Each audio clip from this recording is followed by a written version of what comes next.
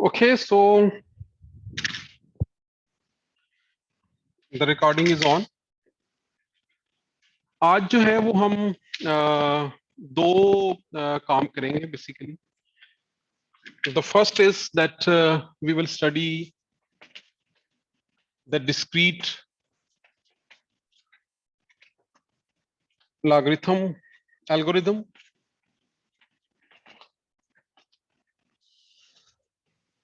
and the second is that I will explain how the RSA encryption technique work and why the factoring problem is so important, and you will see that it's because the factoring is used there. I will not go in too much into proving the way, but I will explain the technique and then take an example how secure communication happens. So just to give you an idea, and if you're interested in the proofs and other things, you can look in the appendix. Okay, so let's get back to this discrete logarithm algorithm. And I will start with explaining the problem, and then I will explain the algorithm. And you will see that the algorithm is almost the same as the period finding algorithm. And the implementation technique is relies on what we have already studied when we were discussing the Shor's factoring algorithm implementation for order finding. And with the help of that technique that we have already developed, we'll be able to see how to implement it. And hopefully for Afnan and Subhan, this can be, a little bit of a closure to what you were trying to do in the last semester. Okay, so let's start with the problem. So the problem is this, that you have a number B, and you want to find its logarithm with respect to base A, and suppose the logarithm is S. And in general, this BAS could be anything, but for this problem, we are going to restrict all A, B, and S to be just integers. So this is the problem. We have some integer B, and we want to find its logarithm with respect to some integer base A, and suppose the answer is S. So we want to have an algorithm that takes as an input some BA and gives as an output some S. I'm not showing it as a quantum algorithm, just as some framework. So this should go in and this should get out. And just to give you an idea, suppose base is 3, and let's say log of 9 with respect to base 3 is 2, right? Because 3 power 2 is 9. So logarithm is just the power that you should raise this base to, so that you get this answer. And similarly, log of 27 with respect to base 3 is 3, right? And similarly, you can think of other things. And just to relate these sets, for example, if A is some fixed number 2, then B is B could be 1, could be 2, could be 4, could be 8, and corresponding to this B, the logarithm could be 0, 1, 2, 3, and so on. And since we are, going to work with the discrete circuit with limited number of inputs, so these sets are going to be bounded. So they're not, continuing to any order. The result would be modulo something that is dictated by the number of inputs that we choose. For this problem, we have restricted ourselves to be as to be integer. And actually, this problem is important because this is also used for encryption purposes, where we work with integer. And remember, restricting ourselves to integers when we are talking about digital computer doesn't exclude us from general problem, because even the general problem where you have real numbers, ultimately you represent those real numbers using a finite number of bits, and then it's a finite, it's a rational number, so you can transform those problems also to integers. Okay, so this is the problem. So I hope the problem is now clear. So given B and A, find S, where B and A are both integer, and S is also an integer. Okay, so let me first give you an algorithm, and then I will show how it works and why it works, and then we will talk about its implementation. So the algorithm is simple. It's like this. We have a t-bit input initialized to state 0, and we perform Hadamard on each one of them. And then we have another t-bit state initialized to 0, and we perform Hadamard transform on this. And then there is another state which, let's say, is initialized to 0. So remember, this, as in the factoring algorithm, we can have the same algorithm if we initialize to 1 state or to 0, because if it is 1 state, our oracle should multiply with this, and if it is 0 state, our oracle should add. So ultimately, the result is the same. The oracle that we will use now for this algorithm is this. So where f is function of x1, x2, and I'll write it here. So this f is x1, x2, a power sx1 plus x2. So this is the function that this oracle implements. That this input, let's call it some, whatever is coming is x1.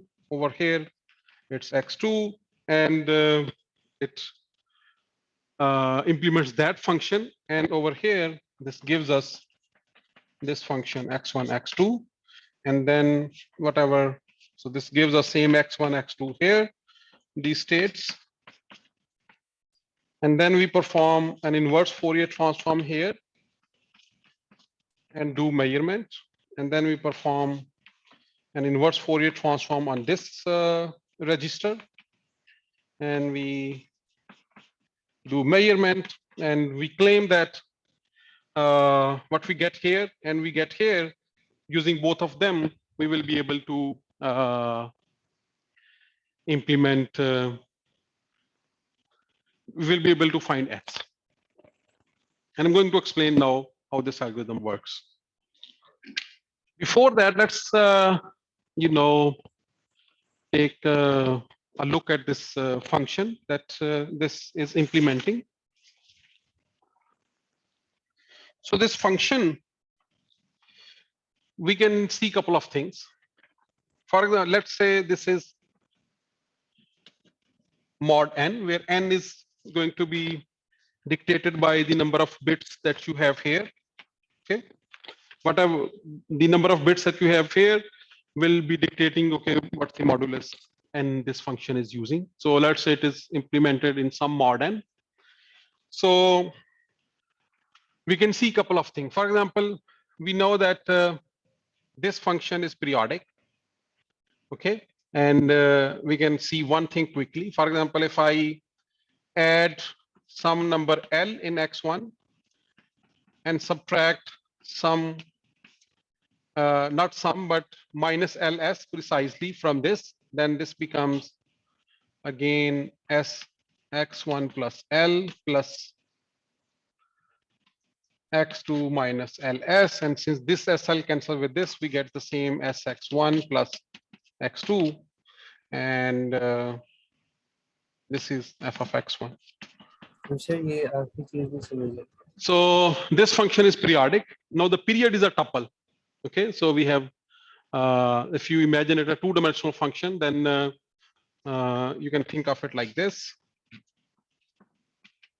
So let's say, and this L is any integer. Okay, this L is not restricted to some integer. This can be any integer. So let's say this is 1, and then S is something. So let's say, so this is the period. Or you can choose some other L and there will be some other period. So it's same here, same here, and so on. And also for any, this base A, we can also find the order R such that this AR is 1 mod n. So this function is also periodic with period R if we think of this as a single variable as well. And this is the problem that we have already solved in factoring algorithm. Okay, so let's see the logic that why this special type of function is used. So if you come back to this definition of logarithm, this can also be written as a power s is equal to b. Okay, because of the definition of logarithm. So it means using this equivalence, I can rewrite this function f of x like this as well.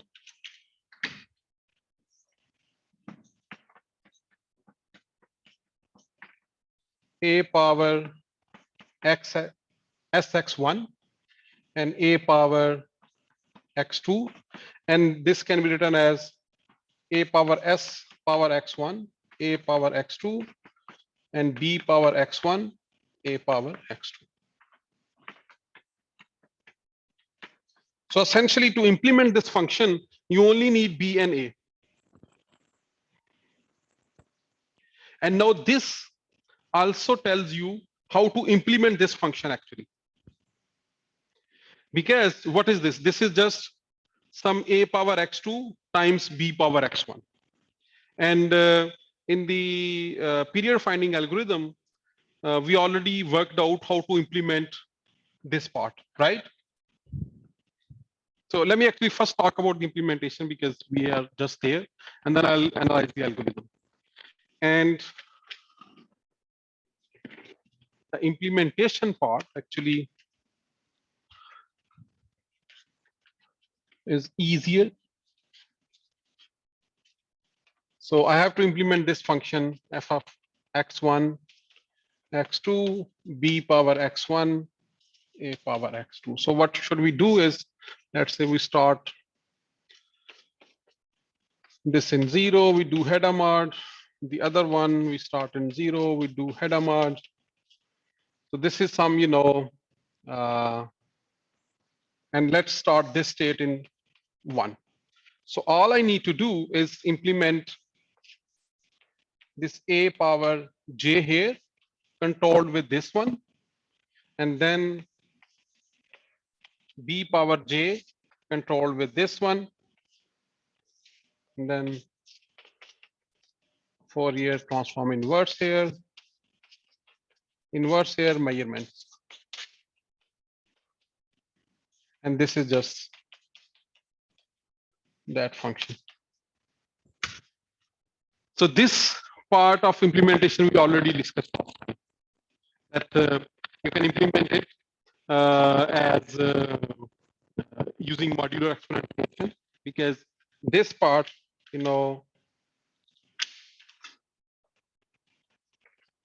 can be implemented as a power 1 and controlled by x naught,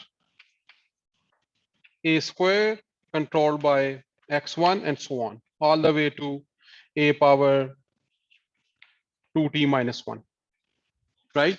And each of the line is controlling over here. So similarly, for the second part, because this only depends on x2, this is b. Oh, I made a mistake. This a power x2 and b is power to x1. So this is this,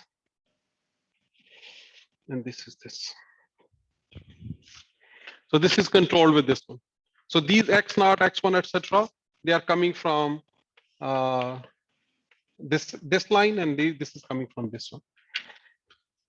So this way we can implement it. I still have, haven't proven how to, interpret the result and how to find the algorithm, how to find the discrete log, but the implementation part is now over. So Subhan, आपको समझ आ गई, आप implement कर सकेंगे इसको? Yes, sir. चलें, good. सो ये जो पार्ट है इसकी इंप्लीमेंटेशन या पिछले लेक्चर में हमने की थी, और आपका जो अभी होमवर्क आउट है उसमें भी उसको हम यूज कर रहे हैं, क्योंकि उसी की मदद से आप डिजाइन करेंगे. All right, so we are done with the implementation. Let me now come back to the analysis part and see how the algorithm works.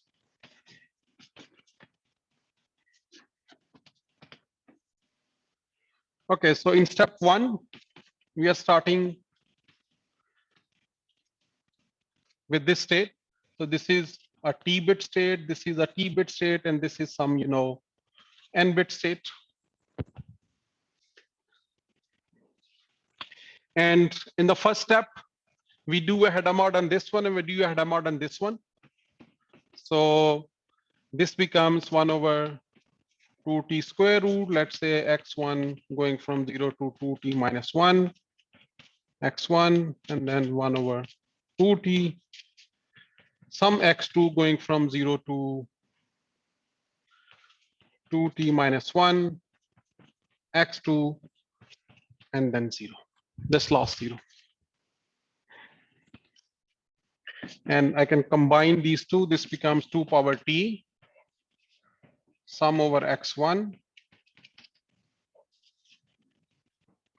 sum over x2, x1, x2, and 0. And in the third step, we apply our unitary transformation on this one. That unitary, Oracle type unitary transformation, it takes x1 and x2 as input and puts the value of the function f of x1, x2 over here. So we get 1 over 2t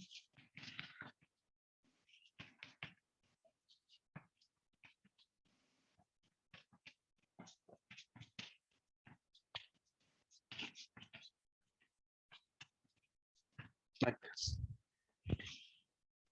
By the way, we can note one thing about this function f of x1, x2.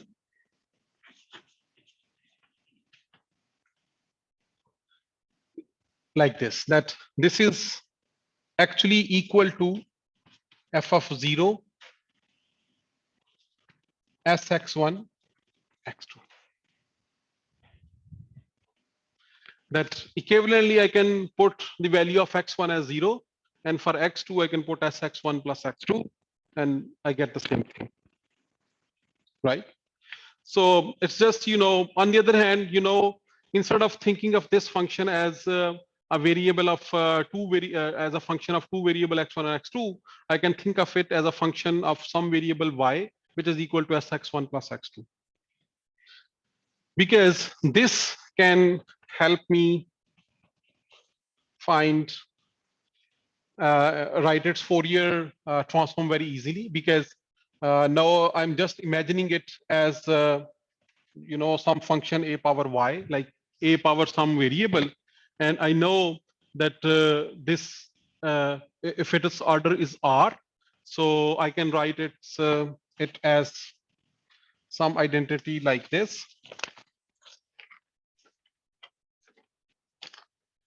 Some, let's call k0 to r minus 1 e power 2 pi iota sx1 x2 k by r sum f of k. This is exactly the same thing that we used in the period finding algorithm, that we expressed our function as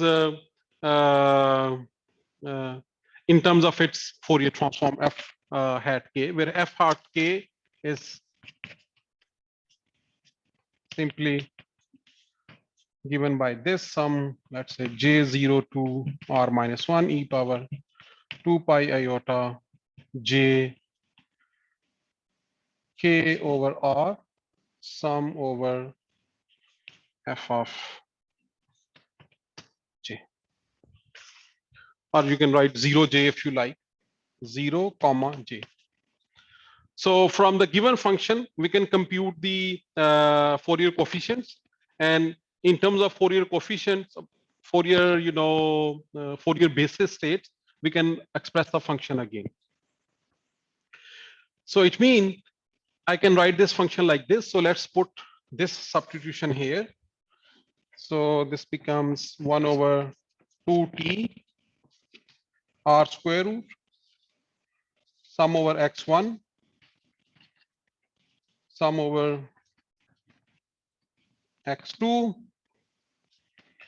x1 x2 sum over sum k 0 to r minus 1 e power 2 pi iota sx1.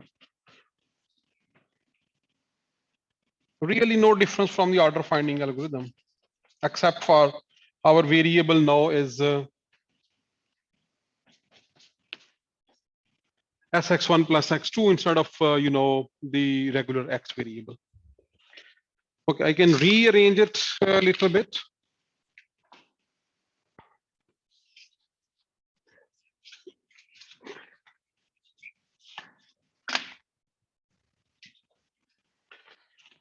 Let me take this sum over k outside.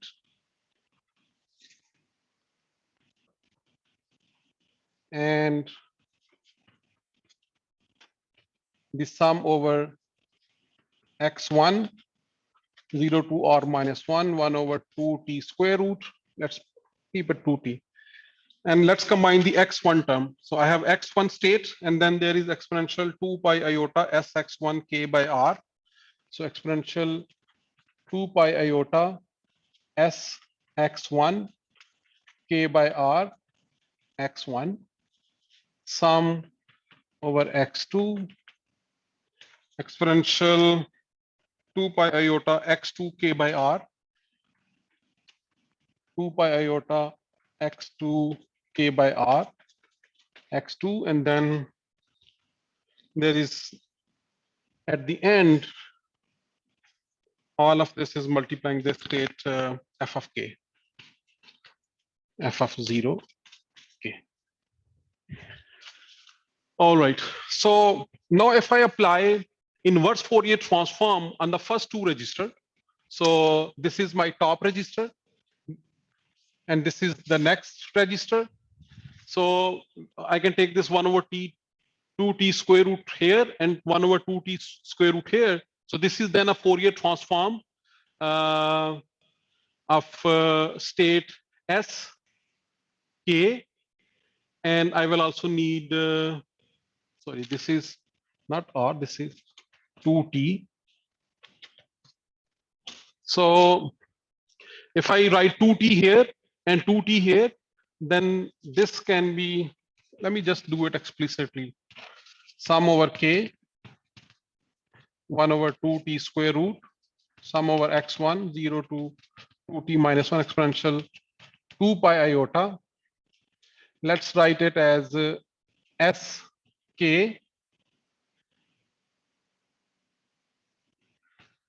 2t sk over r, and then x1 over 2t into x1, and then multiplied by sum over x2. There is 1 over 2t square root here, exponential 2 pi iota 2t 2 power t kr, and then x2 2t, and all of this multiplying with f hat 0k. So this is just the Fourier transform of this state, and this is just the Fourier transform of this state. So this becomes 1 over r square root sum over k from 0 to r minus 1. This is 2t sk over r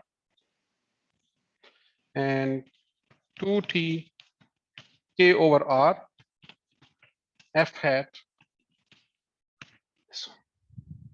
Now if I measure the first two register, So this register will give me this number, and the other register will give us this number. And by dividing this register with 2t and this register with 2t as well, whatever you observation you get, I can have access to this sk over r and k over r. Now there are two ways to go after this. One is that before running the discrete log algorithm, you know this a is given to you, okay? A is given, and you are given this n, and of course you are given b as well, but just concentrate on a and n, and you find the period of a. You solve this problem and find r. So once you have r from here, you can just multiply r with this thing and r with this thing, and from here you will have the value of k, because k is going to be random. This is a superposition of r possible states, where each state is labeled with k, because k goes from 0 to r minus 1, and k denotes one of the Fourier state of this function. So k is random, and once we know r from there, I can multiply r here, and get sk and k, and whatever is here is then k, and I divide this by k, and I get s. R, I can just work with this pair that I get, because if I get this pair, what I can do on this, I can use the continued fractional algorithm and convert this real number into a fraction, and take the denominator as r and whatever is coming on top as k, and then use that k and r to divide here and get s from here. But since there is a possibility that k could come out as having some common fraction with the r, so we might have to run it a couple of times to make sure that the value of r is correct. So either you run that couple of times and then get r, and then run this algorithm once, or you can run this algorithm a few times and get r and s both from here.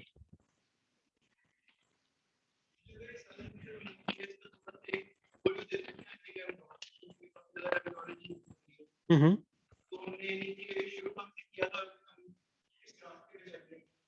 So we started from here.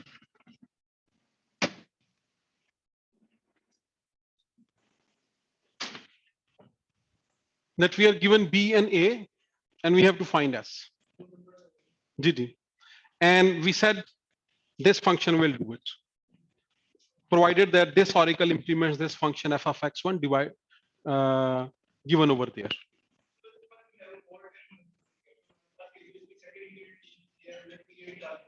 Mm-hmm. A modern to given है, क्योंकि if there are these n bits, so this is automatically modern. जी जी हाँ जी हाँ so everything is modern. Ji. So, and this function can actually be written as b power x1 a power x2. So this oracle has to be implemented in terms of b and a, which are given. Okay. And the way to implement b and a is explained here. That essentially we implement this modular exponentiation controlled by x1 and x2 branches of registers.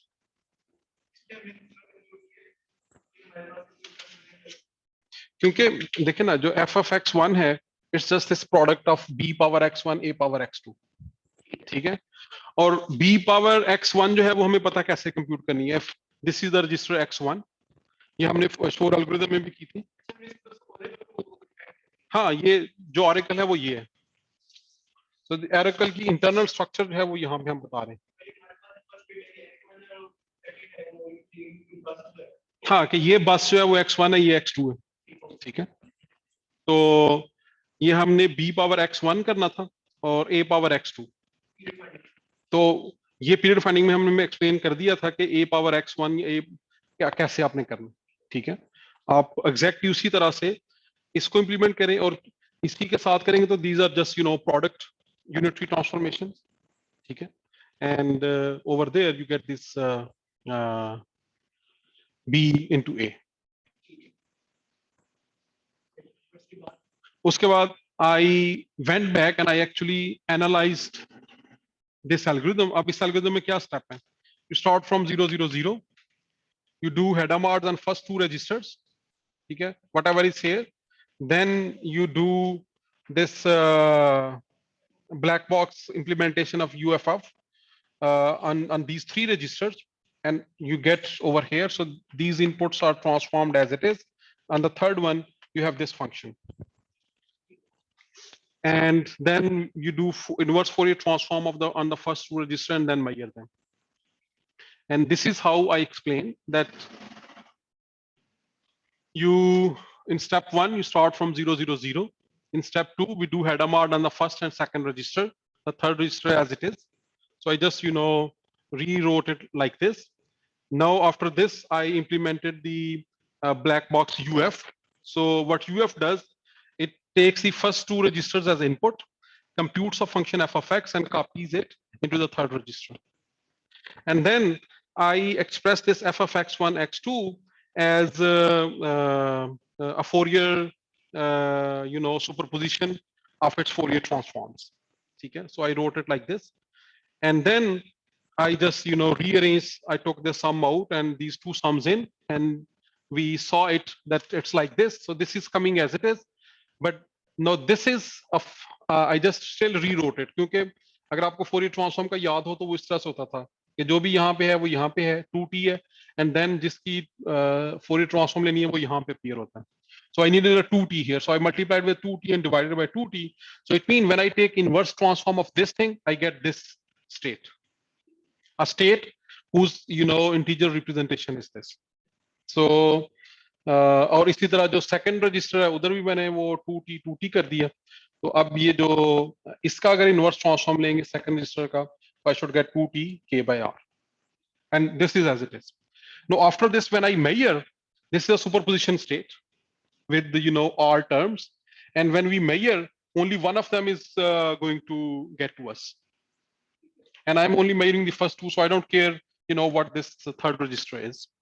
And once we measure, we get this 2t sk over r in the first register and 2t k by r in the second register at the output. And I can divide with 2t both of them because t is known a priori. So we get sk by r here and k by r here. So I have two numbers and three unknowns, right? K, r, and s. So what I can do either that before running discrete log algorithm, I run Shore's algorithm for finding the period r of this a and n pair, because n is given, a is given, and then I know r already. So if r is known, then using these two numbers I can compute s, because if r is known, from here I can find k and I can substitute k here and I can get s. Okay. But if you don't want to do that, you can run this algorithm a few times, because even from this one, if this k happens to be co-prime with r, then जब भी आपका ये fractional number आएगा, इसको आप ये जो आएगा आपका जो real number आएगा, इसको आप convert करेंगे fraction में, तो आपके पास एक numerator एक denominator होगा. तो अगर इनमें कोई common factor नहीं है, तो I can find k and r right away from here, and I can use k by r here and then find s. ठीक है. यानी आप एग्जांपल अगर लेना चाहते हैं, फर्ज करें कि ये नंबर आपका आता है 0.2 और ये नंबर आता है some 0.1. So maybe I can write it as 1 over 10. Okay, so that would mean that k is 1 and r is 10. So अगर ये 0.2, अब इसका मतलब है s k by r जो है ये 0.2 है. So s is r by k 0.2 and this r is 10, this k is 1, so this will give me 2, so s is 2. और चूंकि अब इसमें खतरा है कि हो सकता है जब ये स्टेट मेजरमेंट में कोलैप्स हुई तो कोई किसी ऐसे k पे हो गई which has a common factor with r, क्योंकि ये भी तो पॉसिबल है ना कि हो सकता है k1 और r10 की बजाय k2 और r20 हो. So what you do, you run it couple of times and then you get these pairs many times, and from each of the pair you keep on computing R and K and S, and you will see that after a while you will be able to figure out what the true value of R is. जी जी, तो वो इधर की है ना, ये देखिए ना, ये इनवर्स फोरियर ट्रांसफॉर्म। हाँ, तो इसको मैंने लिख लिया इस तरह के कि अब ये फोरियर ट्रांसफॉर्म है इस नंबर की, तो इसका मतलब है जब मैं इसका इनवर्स लूंगा तो ये स्टेट आ जाएगी। ठीक है, ये दुल्ला आपका क्वेश्चन है। हम्म हम्म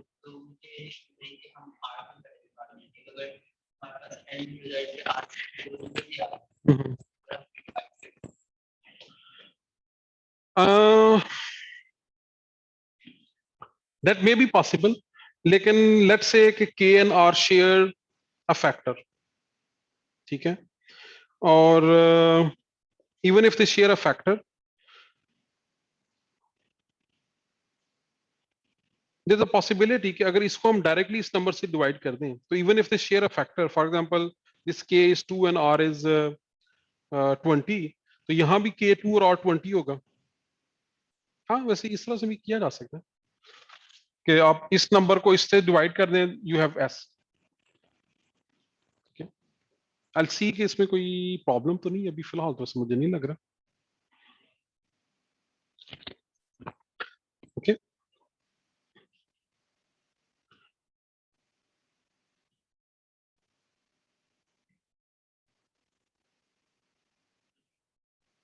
I'll actually check it because there might be a possibility, क्योंकि ये जो नंबर सारे आए हैं ये आए हैं मॉड्यूलो 2t, क्योंकि 2t से हमने डिवाइड किया हुआ है। सो अब हमारा s जो है it would be restricted with in that range. So may be if s is bigger and we can find k and r much better, perhaps we can get a better value, but on the face of it it seems like यहाँ भी k by r है, यहाँ भी k by r है, तो इसको हम इससे डिवाइड करें तो we should be able to get s।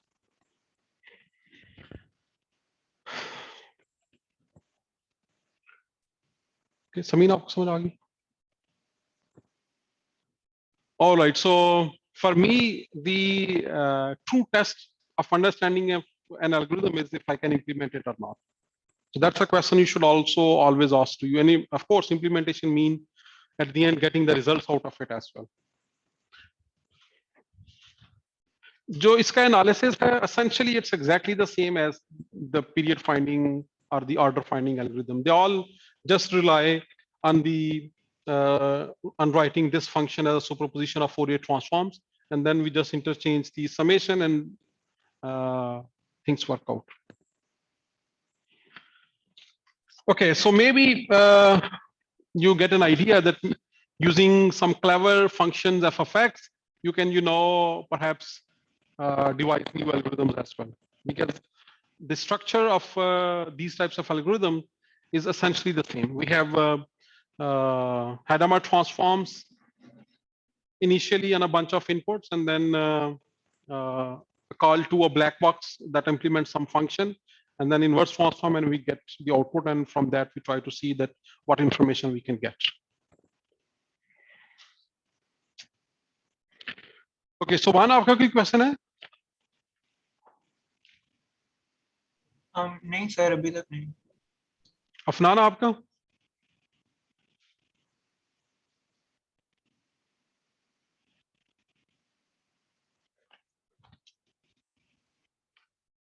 Afnan में भी इधर उधर हैं कहीं।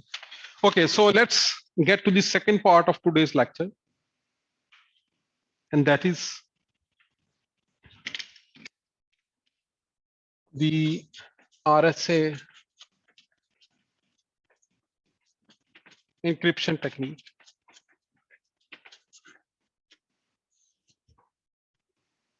Actually, there's not much to it, but I just wanted to cover it because most people who study quantum computing, when they're asked that why they are doing it, even though we don't have a very good functional quantum computers, usually the answer is okay, we can do something that classical computers can't do. And one of that problem is the factoring algorithm. And in this technique, we'll see that why factors are important. And for that, let me explain this technique upfront so that you get some idea how secure communication happens classically nowadays. And most secure protocols, they actually apply this thing. This RSA is initials of those three people who actually described this routine in public domain for the first time. Even though I think in the 80s, people later learned on that several people in some intelligence agencies, for example, British intelligence agency, they had worked out this technique longer than much before than those people's. Okay, so the steps of this technique are these. You choose some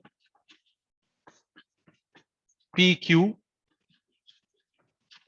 where P and Q are prime numbers.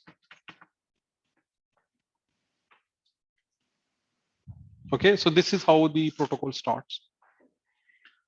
Some large prime numbers. And if you choose numbers randomly, very large number, and you can do primality test to check if they're random or not, and then choose another random number and then do the primality test, because primality test is much less costlier as going all the way from one and trying to find all the prime numbers up to that number and then just pick it up from there. Or maybe perhaps one of the possible ways this you can maintain a file once you have worked out all the prime numbers in let's say from 1 to 1 trillion or something like this, and then after that, once you need two prime numbers, you can just pick two numbers from that file or something. So we assume that this is a process that can be efficiently done. So the algorithm goes like this. So once you choose those prime numbers P and Q, you construct this composite number P and Q, which is just the product of these two numbers. And then you compute this, what is called Euler's function, I think, phi. So this is just P minus 1 into Q minus 1. And this number is not necessarily a prime number, okay? Because this n is not prime, by the way, you can see right away, because P and Q are prime. So this n is a composite number. This phi as another potentially composite number, but composite here because it has these two factors, P minus 1, Q minus 1. So once you do this, you compute, actually you choose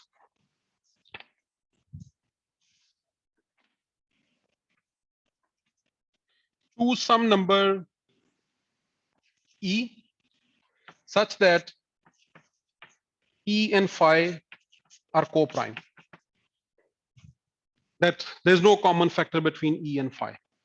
So any E, smaller than phi, of course. And you have to make sure that this E is co-prime to phi. And once you know phi, choosing E is very efficient because if you have some number and you pick a number smaller than that, the probability of it being co-prime is much higher than its probability of being, having some common factor with that number. So this is also an efficient method. There's an efficient way to choosing this E. But once you choose E, the critical step is this: compute multiplicative inverse of E mod phi, which means that let's call it D, that D into E is 1.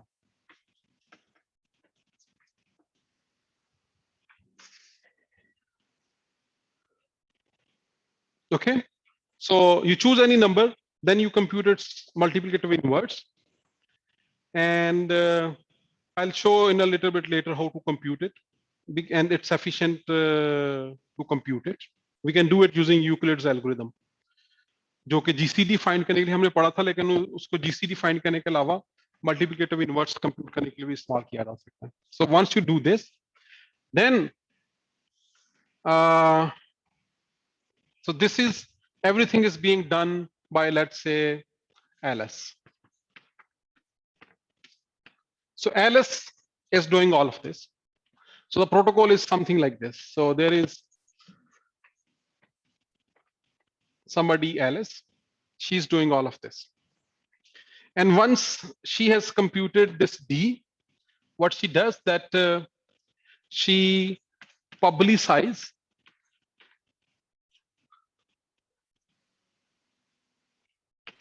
E and N. And let's call it some, P. So this is called the public key. And then keep secret the other pair to herself.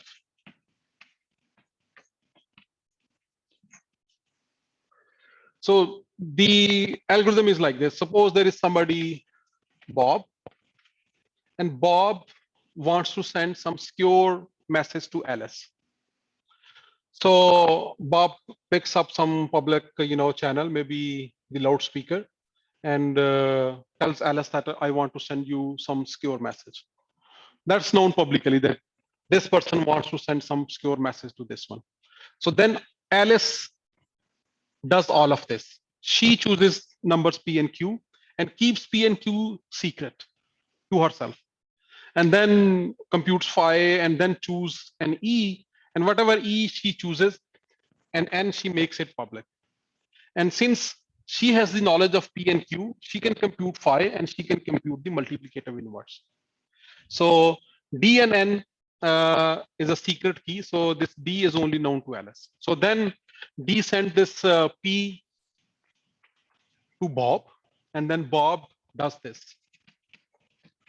Bob has some message M that he wants to send to Alice. So Bob actually simply takes this E and takes his message and raise message to the power E modulo N and sends it to Alice. Again over some, let's say, loudspeaker. I mean, I want to say that this message can be intercepted by the enemy or whosoever this person is trying to fight. So this M power E is sent by public channel to Alice. So once, and then, so this is what Bob do. So once Alice receives this message, she, whatever she gets, she raises it to power D. D is only known to her. And we can show that this M power ED is actually equal to M because E and D are modulo inverse of each other, and ED is equal to 1. So the M is the message. बाप ने message भेजा Alice को बस नहीं ये तो कोई message नहीं है ये तो ई एन तो पब्लिकली उसको एक की मिल गई ना उसने उस की मदद से अपने मैसेज को इनकोड किया और वो एलिस को भेज दिया बल्कि जो लेट से उसका मैसेज एम है 8 ठीक है तो अगर ई लेट से 2 है तो 8 पावर 2 16 तो उसने उसका मॉड एन लिया और वो उसको भेज दिया अगर एन लेट से 16 से बड़ा तो वो 16 ही भेज देगा अगर एन लेट से 10 है तो वो उसको 6 भेज देगा ठीक है अब मैंने ज़रा M8 कह रहा हूं but you can I hope that imagine that any message can be converted to these numbers so that's not a point that's not a big thing so M नहीं M तो मैसेज M तो वो secret message है जो उसको भेजना चाहता है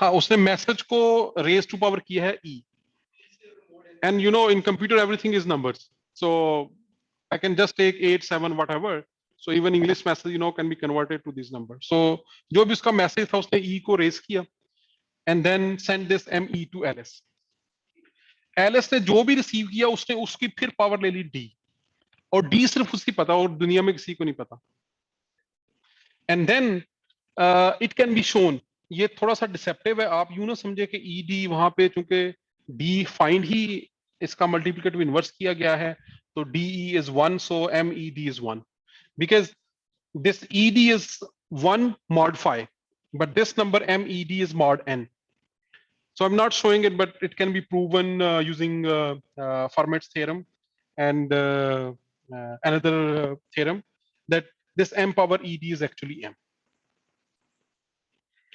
ओके सो अगर आपने इसको ब्रेक करना है तो आप कैसे कर सकते हैं? आप ब्रेक सिर्फ उस सूरत में कर सकते हैं कि चूंकि n आपको पब्लिकली नोन है, if you can factorise n and find P Q, तो आप पी क्यू से 5 फाइंड कर सकते हैं. जब आपको 5 का पता है और e का पता है, you can also compute your d, because computing d is efficient classically as well. The trouble is only this part, that if you are given n, classically there's no known algorithm to find p and q efficiently in a small amount of time. Let me actually give you an example, because I think example will make it clear, and I actually haven't worked the example, so I'm just going to work it with you guys. So Fran, समझ आ रही है आपको? जी sir. Good. So बल्कि इसको इधर रखते हैं और चलें ये steps याद कर लें. We have to choose some PQ, then make n, then make phi, then choose E, then find its multiplicative inverse, and then do the messaging part. So let me start with step 1. So let's say Alice does choose P is equal to some 3 and Q is equal to some 7. So I'm choosing small numbers, okay, to make our life easy. So my n is then 21. I now have to compute phi. Phi is 3 minus 1 into 7 minus 1.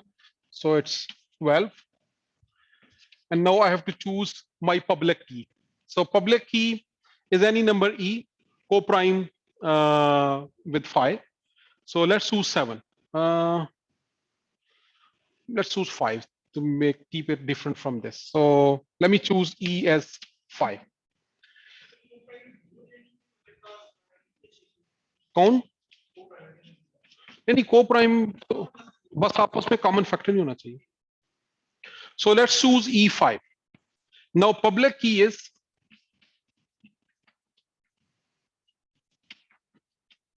5, 21.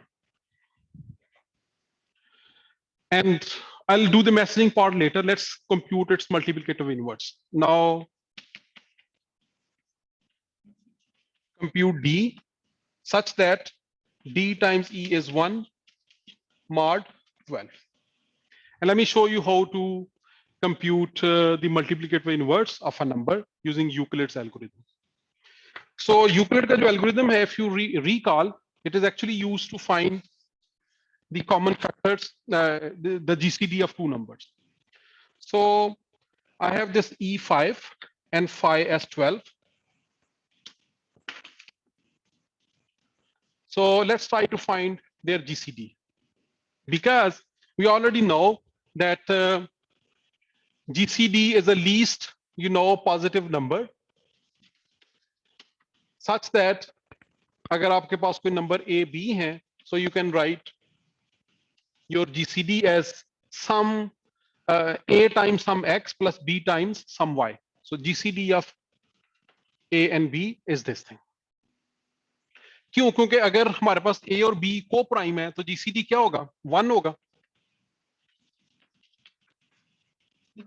So if I can now find some X and Y for the given A and B such that AX plus BY is 1, it means that I can write it as AX is equal to 1 minus BY, and this is equal to 1 mod B. So this means that X is the multiplicative inverse of A. I don't know कि आपने वो number 3 वाला lecture कितना revise किया है, so maybe आपको कुछ चीजें रिकॉल करने में मसला हो, but this is the way that we can compute the multiplicative inverse by exploiting this thing. क्योंकि GCD हमने कहा था it's a least positive number that can be written as superposition of the numbers A and B जिनका आपने GCD find करना है. And if I have A and B no co-prime, then I can write this GCD is 1, so I can take this side. So now if I write this expression as some mod b, so it means that this is just, mod times some integer. So this is equal to 1. Now, this equation is the definition of multiplicative inverse as x. So now this is how I'm going to proceed, because all I need to find the multiplicative inverse of number a modulo b is express my 5 and 12 as a linear combination of some integers, so that this combination is 1, because from this I will be able to rearrange and find my x. And to do that, we proceed in exactly the same way as we do using Euclid's algorithm. So Euclid's algorithm is that if I have to compute the GCD of 5 and 12, how do we proceed? I write 12 as 2 into 5 plus 2.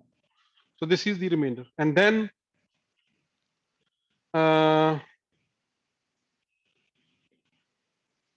is equal to multiplied by 5 plus 2. And then now once we have this, now it means that I have to find the GCD of 5 and 2, right? This is how we proceed. So I can write 5 as 2 times 2 plus 1. And now I have to find the GCD of 2 and 1, but GCD of 2 and 1 is 1. So I stop over here. So the trick is that I come to this equation, and from this you can see that I can use this equation to get this form, because I already have a 1 here. So I can write this as 5 minus 2 into 2 is equal to 1. But this 2 can be written as 12 minus 2 into 5. So on this 2, I can write 5 minus 2, 12 minus 2 into 5 is equal to 1. Now let me collect the terms containing 12 and terms containing 5. So terms containing 12 are minus 2 into 12, and terms containing 5 are 1 into 5 plus 4 into 5 is 5 into 5 minus 2 into 12. So this was the number whose multiplicative inverse I had to find, modulo 12. So this is, a coincidence, bad coincidence, but I will work with this example anyway. So 1 plus 2 into 12. So this means that this is equal to 1 modulo 12. Multiplicative inverse of 5 has turned out to be 5. This is a bit unfortunate, because the secret key and the public key have turned out to be the same. But I'll continue working with the example. If I had chosen some different, number 5, actually let's choose different.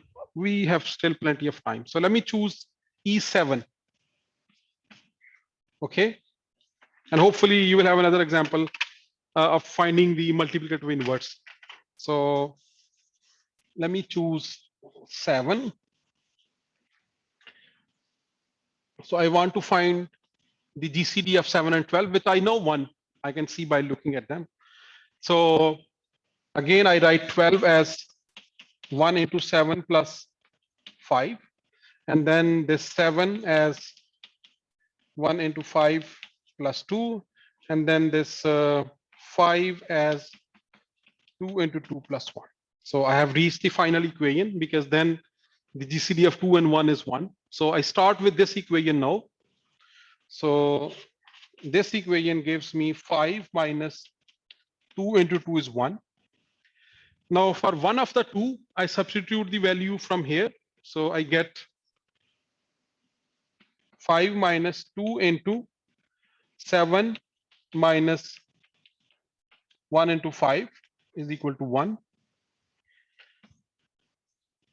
So this becomes 5 minus minus plus. So 2 into 5, and this is 1 into 5, so this becomes 3 into 5 minus 2 into 7 is equal to 1. ये समझ रहे हैं इस तरह की चीजों को? ये मैंने समझा 1 into 5 है, और ये -2 जब डिस्ट्रीब्यूट होगा तो ये आ जाएगा -2 into 7, और -2 जब इससे मिलेगा तो ये हो जाएगा minus minus plus 2 into 5. So this is like 1 5 and this is 2 5. We can combine them to write it as 3 5s. Now for 7, substitute for 2, I now have this for 5. Let me substitute from here. So I keep it as it is. So for 5, I substitute, let me write this first now, -2 into 7 plus 3 into 5, और 5 की जगह पे आ जाएगा 12 minus 1 into 7 is equal to 1. So this now becomes -2 by 7, and this is -3 by 7. So this becomes -5 by 7 plus 3 by 12 is equal to 1. And now you see the multiplicative inverse of 7 kitna hai? Is -5 mod 12. ठीक है ना? ये 3 into 12 उधर ले जाऊंगा, तो 7 multiplied by this number -5, I get 1 modulo 12. ठीक है फिजान? और जो -5 है, बाय द वे, इसको आप यूं भी लिख सकते हैं, -5 इज आल्सो, अगर मैं सिर्फ पॉजिटिव नंबर की बात करूं, वैसे तो इससे भी काम चल जाएगा, but let's write this -5 as a positive number. So I can add a 12 into this and this. ये भी असल में इसका 7 ही आ जाएगा. 7 वर्सेस 7. ठीक है ना? क्योंकि इधर से एक 12 जो है ना, वो इसमें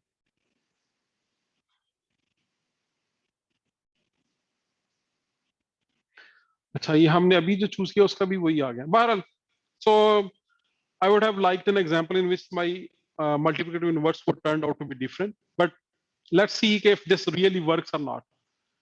So suppose the message that Bob wants to convey is 3. So what he does, he raises 3 to the power 7. अगर जो पब्लिक की 7 है, तो ये नंबर कंप्यूट कर सकते हैं कितना आता है? चलिए इधर कर लेते हैं, 3 power 7.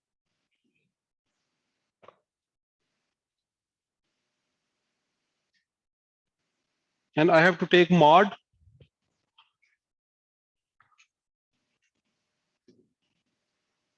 कितना है? 12 है. 5 is 12. 3 7 mod 12 कितना आ रहा है?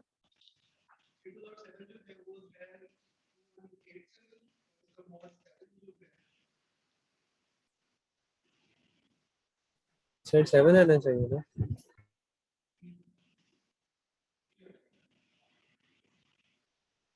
3 power 7, 2187, and let's divide it by 12. 0.25.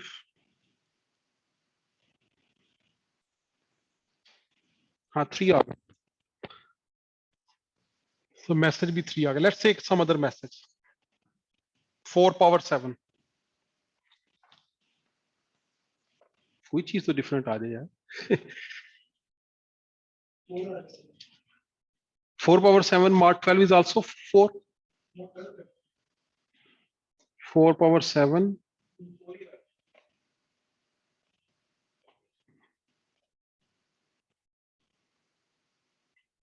मेरे पास नहीं 4 आ रहा.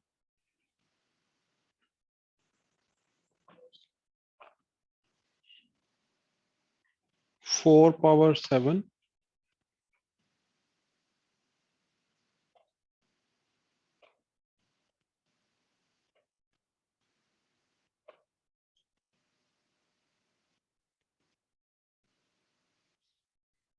मेरे पास 4 आ रहा है. 4 आ रही. अच्छा, so unfortunately the example that we have chosen is not a good one, but perhaps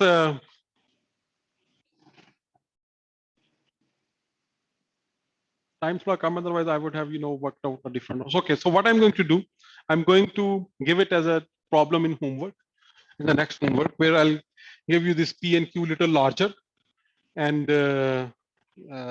then I will also give you a key. And what you do, hopefully with Sir, this one, 2 you mod can 7 का sir 2 mod 7 का करके देख लो, इसका different आता है. 2 mod 7 जी sir. वो कितना आ रहा है? तो मेरे पास तो 8 आ रहा है. Let's see. 2 7 2 mod power 7. 7 is, तो शुक्र है कोई different आया. 2 power 7 divided by 12.66. Okay, perfect. So this is 8. Okay, so this is the message to the power D. या E, ये D है या E हमने, हाँ E. So this was the public key. Okay, so Bob now sends this to Alice. So Bob received the public key, which was 7 and 12. So he wrote, took his message to the power 7 mod 12, and whatever is the answer, he sent it to the Alice back. So you see, Alice generated a key and sent it to somebody who wants to send the message. And then when Alice gets whatever this is 8 is, so she will raise it to power D mod n again, and D is unfortunately again 7. But let's see what 8 power 7 is. Can you check?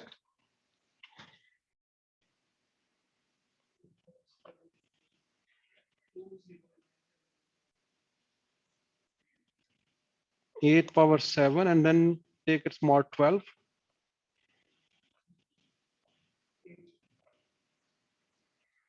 So It's 8. something is not right because I should have gotten 2. नहीं, number छोटा बड़ा तो नहीं, जो भी message हो that it should transmit.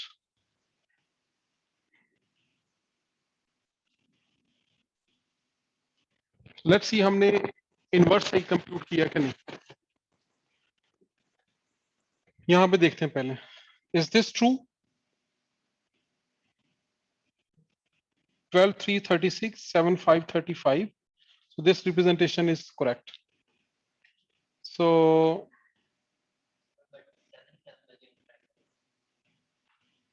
उसकी बजाय let's say अगर यहाँ पे 7 into 7 हो, so this is 49.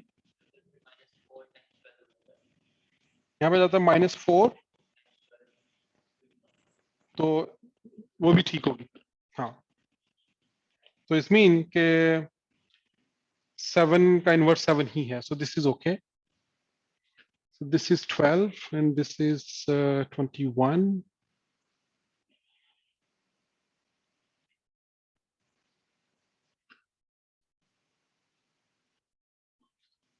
This is fine.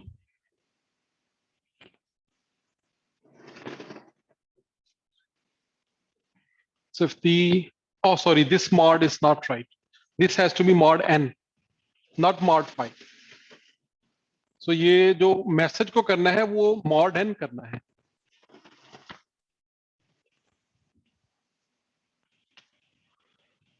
अब सॉरी करें, ये let's say 2 power 7 mod 21.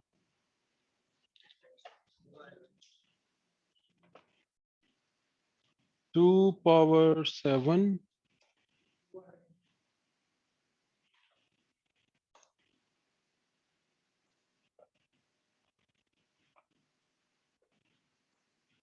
Sir 2. 2 है. कोई और नंबर ले, let's say 3 चेक करें. 3 का 3 है, 4 का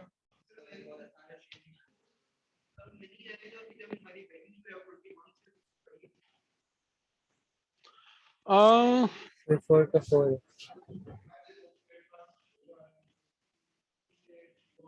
25 तो वैसे ही वो mod, it's actually 4 mod 21 already. So let's say, okay, so let's keep doing this. So 4 power 7 is actually 4. So this 4 goes to Alice and then whatever the message comes here, she again takes it to the power her key, and then the answer comes like this. So यहाँ पे unfortunately the public and the private key are the same, have turned out to be the same, but in general, you know, this one would be different than that, and uh, hopefully the message would be different. This M over E would be different from the message itself, and then you will be able to recover the message. D जो है ना वो हमारा E का multiplicative inverse है, ठीक है. So इस केस में 7 ही आ गया. So I'll give you a little bit bigger example to work out, and I'll make sure कि उसमें E ऐसा हो कि आपका D जो है वो different आए.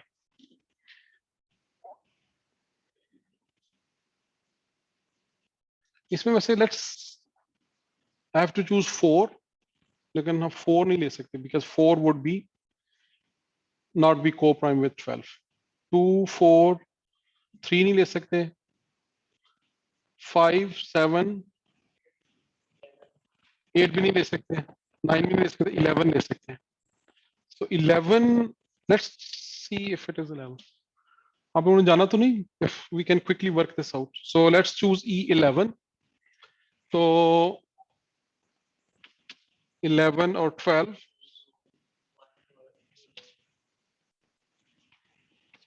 So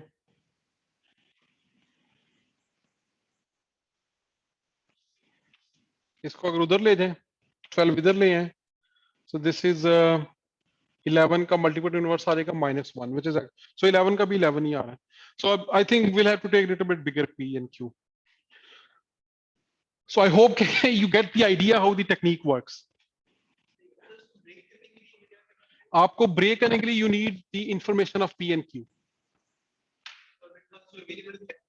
आपको सिर्फ N का पता है और E का पता है. तो आपको बेसिकली अगर ब्रेक करना है तो आपको D चाहिए ना, जो कि प्राइवेट की है. To get D, D is the multiplicative inverse of E. आपको E का तो पता है, बट आपको ये नहीं पता कि मॉड किस में उसका इनवर्स फाइंड करना है. टू नो कि मॉड 5 कौन सा नंबर है, you need information about P and Q. So that's why you need to have access to P and Q.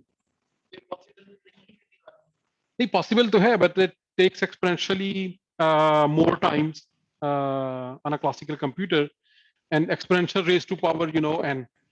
कि जितना बड़ा नंबर आप लेंगे उतना ही exponentially ज्यादा टाइम लगेगा. So if you take, let's say, n that have let's say 1000 bits, so then your n is very very long. So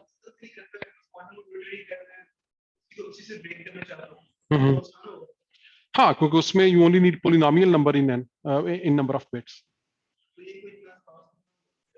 नहीं खास तो हुआ ना, आप let's say 1000 bits हैं, तो आपको क्वांटम मैकेनिकली जो नंबर ऑफ स्टेप्स चाहिए वो लेट्स से 1000 का पावर 3 है. हमने देखा था कि जितनी नंबर ऑफ बिट्स L है ना, ये नंबर नहीं है, नंबर तो बहुत बड़ा होगा.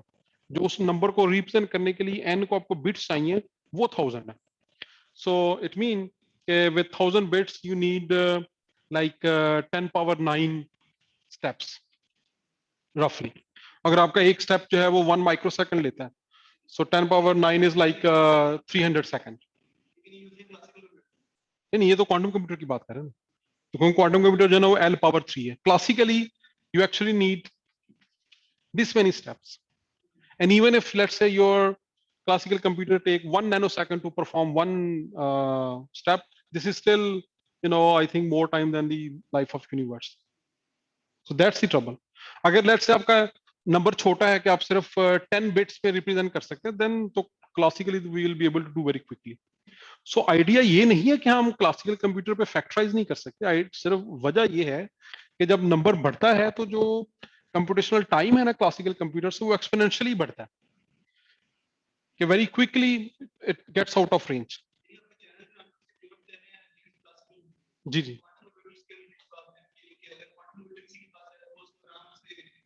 बिल्कुल. हाँ जी जी. क्वांटम, हाँ. So that's why people are now trying to work out the things for quantum key distribution system.